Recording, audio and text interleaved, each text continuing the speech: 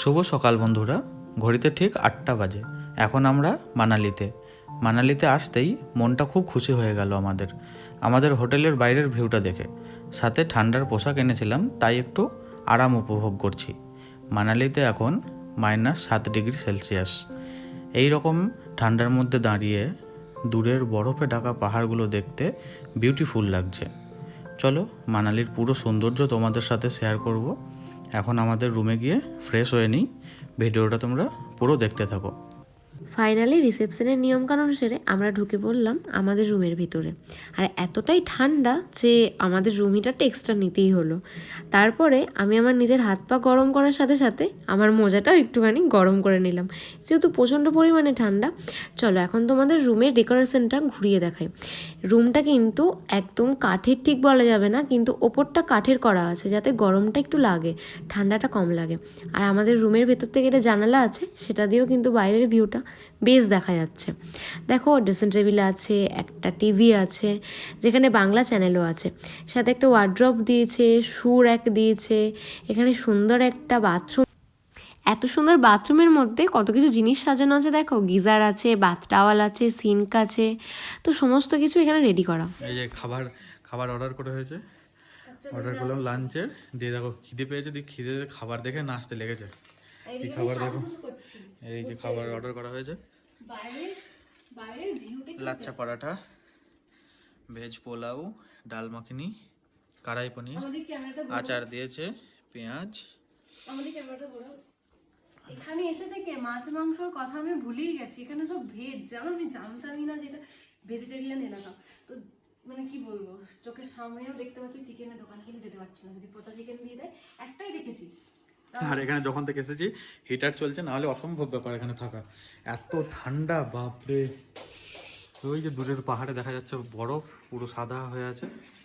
আর আমার বর তো 4 দিন আমরা খাওয়া দাওয়া করে এবার বের হবো। আর আমার বর তো এসে দেখি 4 দিন পর আজকে না, এখানে স্নান করে বেশ আরাম হয়েছে, হোটেলটা খুব সুন্দর। স্নান করেছি রোজ, আজকেও করেছি, কিন্তু ঠিক আছে, নাও খাওয়া দাওয়া করে নি, ঠান্ডা হয়ে যাবে। ঠিক আছে। কেমন লাগছে খেতে? টেস্টি, হুম, সত্যি টেস্টি।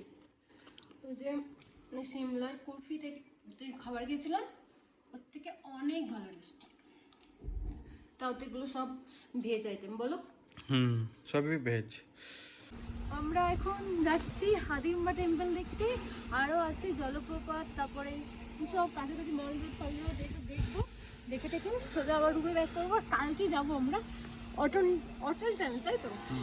অটল টানেল, শিশু, সোলাং ভ্যালি। আর হচ্ছে রোতাং পাসটা বন্ধ করে দিয়েছে, এখন ওয়েদার খারাপ, বরফে পুরো ঢেকে গেছে তার জন্য। তো চলো যাওয়া যাক। রনা রনা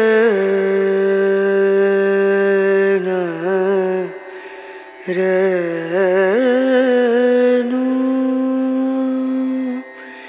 রে।